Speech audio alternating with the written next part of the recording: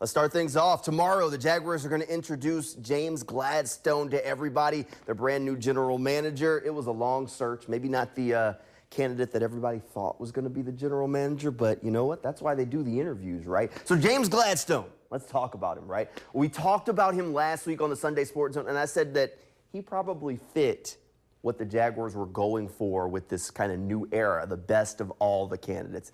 And he does. He's been a rock star throughout his NFL career. At one point, just a couple of years ago, he was a high school football coach. And then next thing you know, 2016, he's a senior assistant with the Rams, hangs out with Sean McVay a little bit, and now he's the youngest general manager in Jaguars history. This is going to be his first time being a GM, so this is what fits with kind of the theme. He's a whiz kid.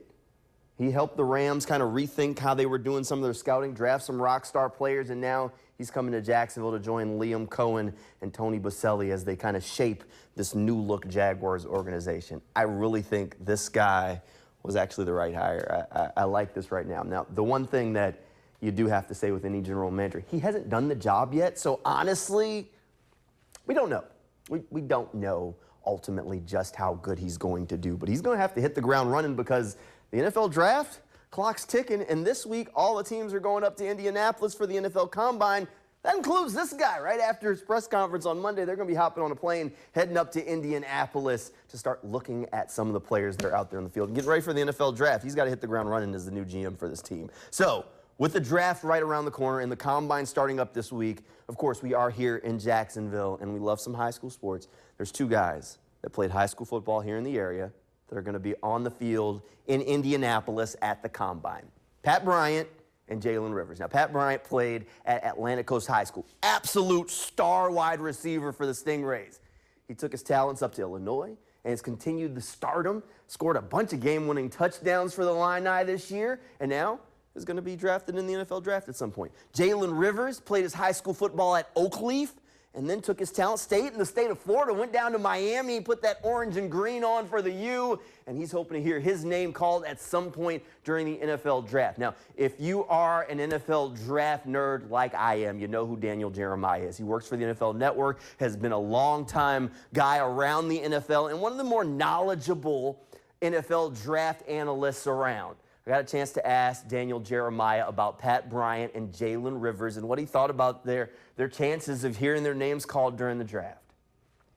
Let's start first of all with Pat Bryant. I gave him a third-round grade. There's a big clump of receivers in there, though, so you're going to see some of these guys, fall beyond that. But outside, he's wins on a lot of slants. He's an excellent adjuster down the field. It's one of my favorite things about him. He's a hands catcher, only one drop on the year. He's strong with the ball in his hands after the catch. He can win early with his release, and I love the toughness to work in traffic and kind of win some of those combat catches. And I love the size that he has. I just think he'd be a great fit there as a third-round pick. And then Rivers from Miami, obviously you start with the size. Massive left tackle out there. He is, he's one that I've said this about some of the alignment, but just needs to play a little lower, can get a little bit tall, a little bit high, and that struggles with some of the redirect things, against counters and things like that. But can move, outside, can pull and seal. As a pass protector, he's a little bit of a scooper with his hands, kind of an underhook scooper. Some guys are, better at that than others, but you don't see that quite as much. But he's someone that I thought was a day 3 pick, early day 3 with a ton of upside. We'll be keeping an eye on both of those guys while the Jaguars are going to be trying to keep an eye on a handful of different players. They have the number 5 pick in this year's draft, so there's a handful of guys that they should be watching at the Combine. Take a look. Here's kind of a short list of 5 players that the Jaguars should be keeping their eye on that should be in the consideration when they get on the clock at number 5, right? Travis Hunter, if somehow the Heisman Trophy winner is on the board at number 5, you got to think that he'd at least be in the conversation, right? Tatoria McMillan, a big wide receiver from Arizona. Will Campbell, offensive lineman from LSU. Mason Graham, maybe the favorite for the pick right now, a defensive tackle from Michigan. Another Michigan guy on the list that they should be keeping an eye on, Will Johnson, the cornerback from Michigan. But we'll talk about Tatoria McMillan, right? They brought Liam Cohen here to help get the best out of Trevor Lawrence.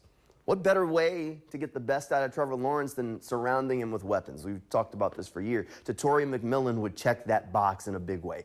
Big-time wide receiver. And Daniel Jeremiah said that him and BTJ would definitely make for a fun pairing.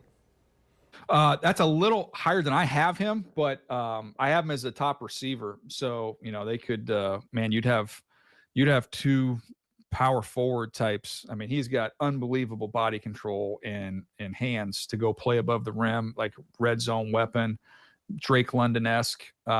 He's just a real smooth mover. So, yeah, I have him as the 15th player. So, I mean, gosh, I guess that's not that far removed from where I have him graded. So I think you could make that argument. That'd be a fun pairing. Fun pairing. We'll keep an eye on the combine this week. Here's a look at the schedule of when players are going to be hitting the field. Defensive linemen, linebackers first, then defensive backs and tight ends, quarterbacks, wide receivers, and running backs. And then the offensive linemen get to wrap things up on March 2nd. We'll talk all about it on the next episode of the News for Jags podcast. You can track that down anywhere that you get your podcast, or just head over to newsforjags.com and click on that handy dandy sports page.